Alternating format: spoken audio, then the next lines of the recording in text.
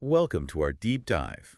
You ready to explore Deepak Chopra's The Book of Secrets? I am. We're going to unpack some really intriguing points from the book and see how it all, applies to your own life. Right. So get ready Yeah. because it's all about the nature of reality and Uh, this whole path to spiritual transformation. yeah, pretty deep stuff. Yeah, The Book of Secrets is amazing. it is. It kind of blends this ancient wisdom with modern science in a way that I think really challenges how we see the world every day, and it gives us these glimpses of what might be these deeper realities. I love that. Yeah. It's so true. And, right off the bat, Chopra talks about this secret hunger that I think we all have, this Yeah. deep longing for meaning and real transformation that goes way beyond just material success. Mm-hmm. You know, Mm-hmm. I think we've all felt that at some point, right? Have you ever felt that? Oh, yeah, totally. It's like we're always searching for something more, Yeah. something deeper. Yeah. He uses this analogy of like diving for a pearl. Oh, I like that. Transformation requires us to really dive deep into ourselves. Mhm. But he makes this point that's really interesting. He says that, in this age of science, we've kind of become like orphans of wisdom. Wow. Our ancestors, they saw spirit as like the source of life, Yeah. but we've kind of lost touch with that.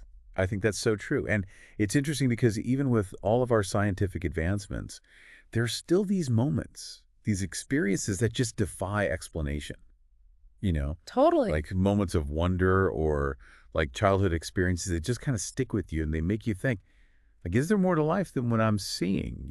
Right. Have you ever had those kinds of moments? Absolutely. I think those moments are like these little whispers from a deeper reality beckoning us to explore further. Yeah. You know what Chopra suggests? He says our own bodies might hold a key. What? Yeah, to accessing these hidden dimensions. Oh, wow. He says our very cells embody these spiritual qualities like purpose and communion awareness, acceptance, creativity. Wait, so you're saying our bodies are already spiritually wise? In a way, yes. It's pretty fascinating. It is fascinating. And what's even more interesting is that the very behaviors that harm our bodies, like selfishness, overconsumption, aggression, those are the ones we often embrace in our lives. Yeah. It's almost like we're living in direct contradiction to the wisdom of our own selves. That's a powerful thought. It is. It makes you wonder if we're missing some crucial messages. Right. Chopra challenges this whole materialist view, this idea that the world is out there and we're in here. Yeah. He argues that the world is in you, not the other way around. Wow. It's a mind-bending concept, but he makes a really compelling case. Yeah. He says that everything we experience like sights, sounds, even a friend's voice on the phone, Right. it's all ultimately a sensation created by our brains. So we're kind of living in our own personal virtual reality. Kind of, yeah. And this leads to this idea of co-creation. I love that concept. Me too. It's so empowering. It is. We're not just these passive observers of reality. Right. We're actually manufacturing it. Think about a time when you were expecting something to happen and it did. Oh, all the time. Right. So if we're constantly creating our reality, then where does the ego fit into all of this? That's a great question. Yeah. Chopra doesn't see the ego as this big bad villain or anything. Right. He sees it as a choice. We make a choice to live in separation rather than unity. Interesting. It's kind of like choosing to see ourselves as these separate waves instead of acknowledging the vast ocean of consciousness that connects us all, Yeah. Yeah, that makes sense. And that choice, that feeling of separation, it leads to all sorts of problems, doesn't it? It does. It leads to conflict, to the us versus them mentality that fuels so much suffering in the world. Mm. You know how Chopra talks about those 4 yogic paths to unity? Yeah. Well, think of Bhakti Yoga as the path of the heart, Jnana Yoga as the path of the mind, Karma Yoga as the path of action, and Raja Yoga as the path of meditation. They each offer a way to transcend the ego and reconnect with that sense of unity. So it's like finding a way to connect to that deeper part of yourself. Exactly. Whichever way feels most natural to you. It's not about escaping the world. No, not at all. It's about changing how we see it. Exactly. Okay. We can start right where we are using our feelings, thoughts, actions, our very sense of being to reconnect with our true nature. It's a journey for sure. Yeah. But it's a journey worth taking. So how do we even begin to navigate that journey? There's so much going on in our minds. Right. It can feel overwhelming at times. Chopra introduces this concept of the silent witness. Okay. It's that pure awareness that observes our experiences without judgment. Got it. Imagine that quiet space within you, untouched by all the mental chatter. It's like finding that still point in the midst of a storm. Exactly. But how do we actually access that space, especially with our minds constantly running wild? It takes practice.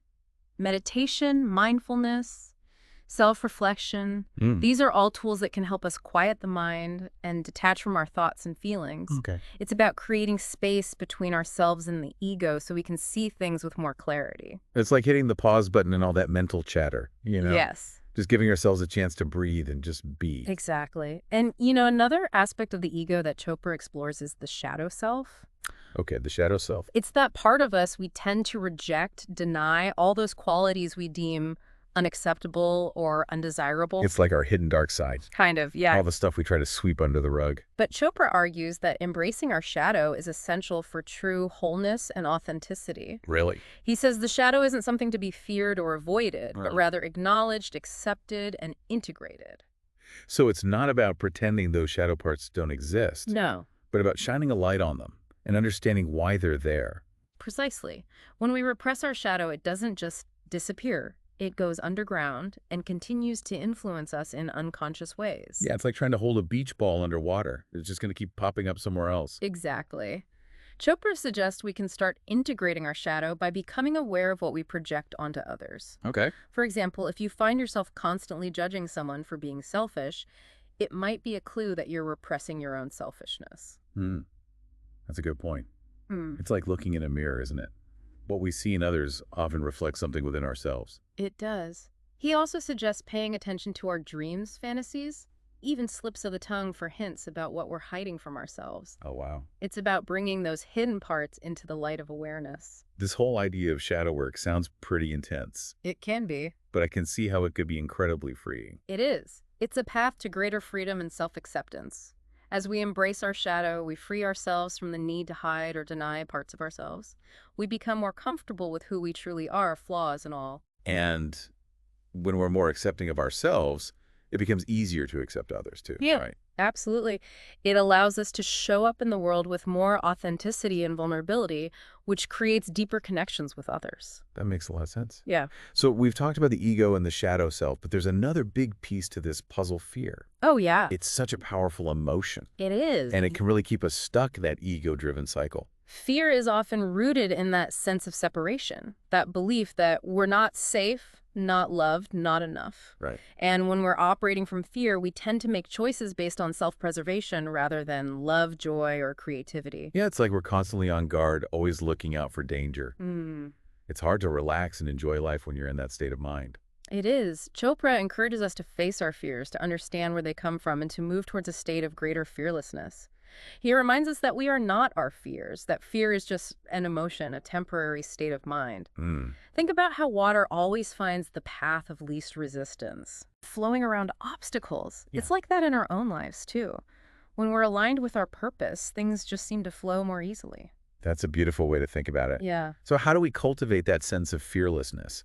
It's easy to say, don't be afraid, Right. but it's a lot harder to actually do it. It is. Chopra suggests cultivating trust. Trust in ourselves, trust in the universe, trust in the process of life. When we trust that we're supported, loved, and that everything is unfolding as it should, we can start to loosen fear's grip and embrace the unknown with more courage and curiosity. So it's about shifting our perspective, Yeah, seeing challenges as opportunities for growth rather than threats to our survival. exactly. And remember, it doesn't mean we'll never experience fear again. Fear is a natural part of being human. But it's about learning to work with it rather than being controlled by it. It's like we become the captain of the ship rather than letting fear steer us off course. So where does the ego fit into all of this? Should we be trying to get rid of it completely? Chopra doesn't advocate for eradicating the ego. It has a role to play in our lives. It helps us function in the world, set boundaries, and take care of our basic needs. The key is to not let it take over. It's about finding that balance between the ego and the silent witness. Right. The ego can be a useful tool, but it needs to be guided by a deeper wisdom, a wisdom rooted in love, compassion, and connection. We can cultivate that deeper wisdom by practicing detachment, observing our thoughts and feelings without getting swept away by them. It's like creating some distance between ourselves and the drama of the ego. Exactly. When we can detach from the ego's constant chatter, we tap into a deeper level of awareness, an awareness connected to something much larger than our individual selves. This whole conversation is really shifting my perspective. It's making me realize how much power we have to shape our own experience. It is empowering, isn't it?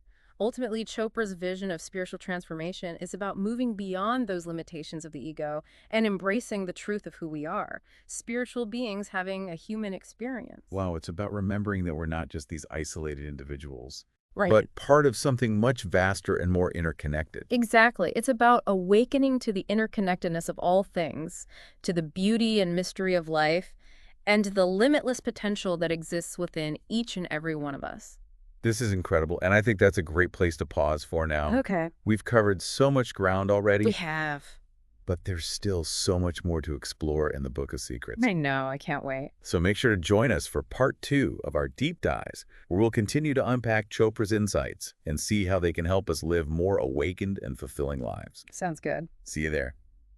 Welcome back to our deep dive into Deepak Chopra's The Book of Secrets. I'm ready for more. All right, so as promised, we're going to explore this whole concept of the ego in a bit more detail. Okay? It's such a fascinating topic, especially how it colors our perceptions and our choices, and ultimately how we experience reality. Yeah, I'm really intrigued by how Chopra approaches the ego. It's not like this, evil villain or anything, Right. but it's more like this construct we create, almost like an operating system we develop early in life to kind of navigate the world. It's like a survival mechanism, right? It helps us create a sense of self and establish boundaries. Yeah. But here's the thing. The ego can get a bit power hungry. Oh. It can start calling all the shots with our thoughts, feelings, and actions. And how does it do that? Well, it creates this illusion of separation. Like we're separate from others, from the world around us, even from our true selves. Right, like we're all on our own little islands. Exactly. And that sense of separation, it breeds fear, insecurity, and this constant striving for more, more, more. It's like we're on this never-ending treadmill trying to get somewhere, achieve something, prove something. Exactly. But all that striving, it just keeps us stuck in this loop of craving and aversion. Chopra uses this analogy of a wave to describe the ego. Oh, yeah. A wave, it has its own distinct form, separate from the ocean. Right. But ultimately, it's still part of that vast ocean. It arises, exists for a while, then merges back into the ocean. That's such a beautiful analogy. It really captures the essence of it, doesn't it? It does. Our individual egos are like those waves, distinct forms, but ultimately part of a much larger ocean of consciousness. We emerge from it, exist for a time, and then dissolve back into it. It's a beautiful cycle. But the ego kind of forgets this essential truth. It does. It gets so caught up in being that separate wave that it loses sight of its connection to the vastness of the ocean. And that's where the suffering kicks in, right? That's where it starts, yeah. Mm. When we identify solely with the ego, we experience life through this very limited lens of separation. It's like we're constantly battling, fighting for what we want, protecting ourselves from others, trying to control everything and everyone. It's exhausting just thinking about it. So how do we break free from this ego-driven cycle? Well, Chopra encourages us to cultivate an awareness of our true nature, to connect with that silent witness we talked about earlier. That pure awareness that observes without judgment. Right, that peaceful space within. At still point in the storm. But how do we access that when our minds are so noisy? It takes practice. Meditation, mindfulness, self-reflection. These are all tools that can help us quiet the mind and detach from our thoughts and feelings. Okay. It's about creating space between ourselves and the ego, so we can see things with more clarity. It's like hitting the pause button on all that mental chatter. Yeah. Giving ourselves a chance to breathe and just be. Exactly. And, another aspect of the ego that Chopra explores is the shadow self. Oh, right, the shadow self. Yeah, it's that part of us we tend to reject, deny all those qualities we deem unacceptable or undesirable. Say our hidden dark side. Yeah, kind The stuff we try to sweep under the rug. But Chopra argues that embracing our shadow is actually essential for true wholeness and authenticity. Really? He says the shadow isn't something to be feared or avoided, but rather acknowledged, accepted, and integrated.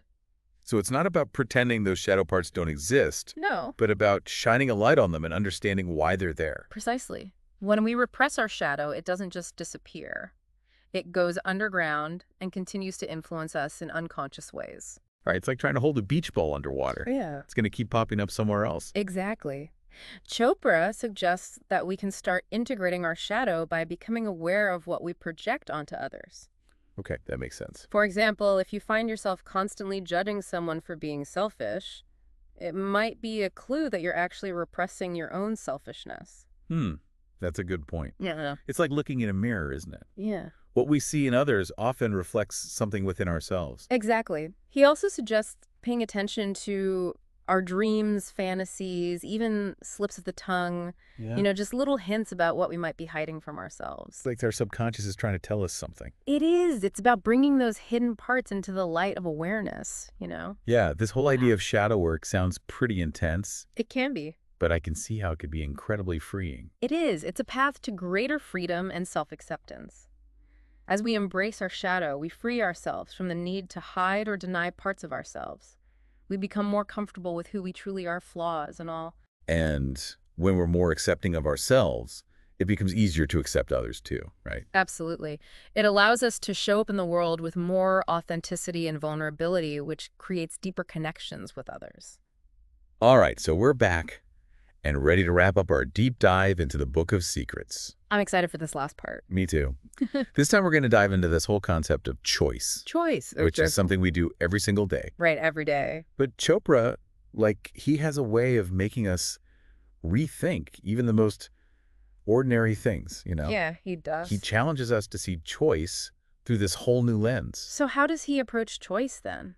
Well, he encourages us to kind of challenge that belief that every decision is this make or break moment. Yeah. We're always one wrong step away from disaster. Right. Chopra reminds us that the universe is way more flexible than we give it credit for. Okay. It adapts to our choices, and it's constantly unfolding new opportunities and possibilities. That's a relief to hear. I know, right? Yeah. It takes the pressure off. So if the universe is that adaptable, does it even matter what we choose? That's a great question, and it's interesting because it does matter, but not in the way that we typically think. Okay. Chopra suggests that the quality of our choices matters more than the specific outcomes. Interesting. When we make choices from a place of fear or scarcity or ego-driven desires, we often end up creating more suffering for ourselves. So it's not about trying to control every outcome, but about making choices that resonate with our true nature. Exactly. Choices that are rooted in love, compassion, wisdom, a sense of connection to something bigger than ourselves. And when we make choices from that place, what happens? Something magical happens. It's like we tap into this flow of life. Mm-hmm. Things unfold more effortlessly, and we kind of find ourselves in the right place at the right time. Okay, I can see that. Yeah. He calls this living a choiceless life, which sounds kind of paradoxical. It does, doesn't it? But it's more about surrendering to a deeper intelligence, Yeah. trusting that it knows what's best for us. It's about letting go of that need to control and manipulate and force things to happen. Okay. It's about trusting the process, allowing the universe to guide us towards our highest good. It reminds me of that saying, row, row, row your boat gently down the stream. I love that. Sometimes we just need to relax the grip, enjoy the ride, and trust that we'll end up where we're supposed to be. Exactly. Chopra emphasizes that we can make any choice, and the universe will find a way to make it work. Okay. It's not about agonizing over every decision, but about choosing and then making the best of it. So it's more about our attitude towards the choices we make than the choices themselves. Yes. He encourages us to see every experience, every outcome, as an opportunity for growth and learning. I like that. Even choices that seem bad in the moment can lead us to something better, something more aligned with our soul's purpose. This is so liberating. It is. It takes the pressure off having to figure everything out. Right. It allows us to embrace the unknown with more curiosity and a lot less fear. Exactly. Chopra suggests we can practice this choiceless awareness by making the most of every experience, Okay. by letting go of obsessing over right and wrong decisions, Right. and by moving beyond our perception of risk and remembering to be present, to savor the joy of each moment without getting caught up in worries about the future or regrets about the past. It's like that old Zen saying, "Chup would carry water," Yes. finding the sacred in the ordinary. Precisely. And remember that stream of joy that Chopra talks about? Yeah. He suggests that joy is actually a natural byproduct of making choices from this place of present awareness, from a place of connection to our true selves. Okay, this is all making a lot of sense.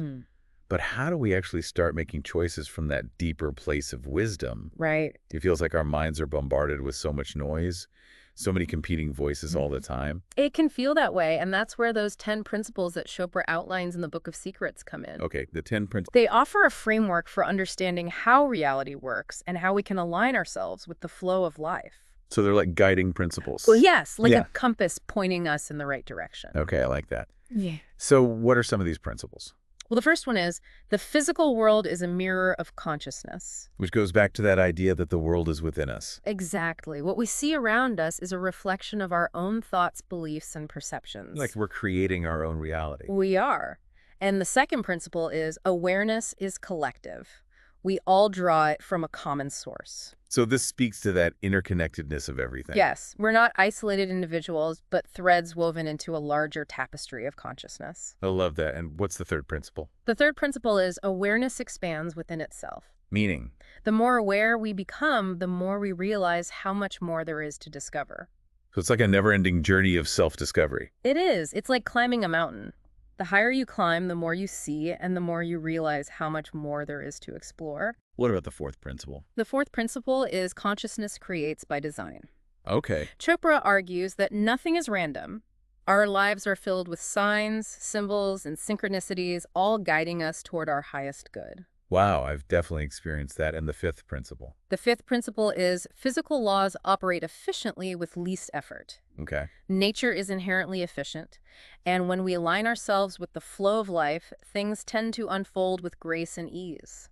These principles are so powerful. They offer such a profound understanding of how reality works. They do. And they can be like guiding stars as we navigate this journey of life. They remind us that we're not alone, that we're supported by the universe, and that we have the power to create a reality that reflects our deepest aspirations. This has been such an incredible deep dive. It has. So as we wrap up our exploration of the Book of Secrets, what are some of the biggest takeaways for you? Well, for me, it's the realization that the world is within us, that we're co-creators of our reality. It's so empowering. It reminds us that we have the power to choose our thoughts, beliefs, and actions.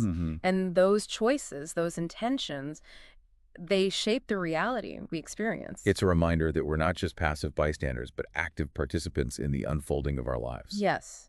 And another key takeaway for me is the importance of connecting with that silent witness, that pure awareness. Right. It's that place of peace and wisdom within us, always accessible no matter what's happening around us. It's like having this inner sanctuary, a place of refuge we can always return to. Exactly. And that connection to the silent witness, it enables us to move beyond the ego's limitations, to make choices from love, joy, and connection. It's about tapping into the flow of life, trusting the process, and allowing the universe to guide us toward our highest good. This deep dive has been such a profound journey of self-discovery. It really has. Chopra's insights have challenged my assumptions and expanded my awareness. Yeah. And just inspired me to live a more conscious and fulfilling life. Me too. The Book of Secrets is a true treasure trove of wisdom for anyone on a spiritual journey. It's a book to revisit time and again, Yeah. gleaning new insights with each reading. We encourage you to keep exploring these ideas. Experiment with the practices Chopra suggests and see how they can transform your own life. Yes. Remember, the journey of self-discovery is an ongoing adventure. Embrace the process with courage and commitment, and you'll awaken to the truth of who you are and create a life that's aligned with your deepest aspirations. And as you do that, you'll not only transform your own life, but also contribute to transforming the world around you. You'll become a beacon of love, compassion, and wisdom, shining your light and inspiring others to awaken to their own true nature. Thank you for joining us on this deep dive into the Book of Secrets. We hope it's been as insightful and inspiring for you as it has been for us. We really enjoyed it. And remember, the journey doesn't end here. The real adventure begins now as you take these insights and apply them to your own life. Embrace the mystery, trust the process, and allow the universe to guide you towards your highest good. Keep exploring, keep growing, and keep shining your light. Until next time.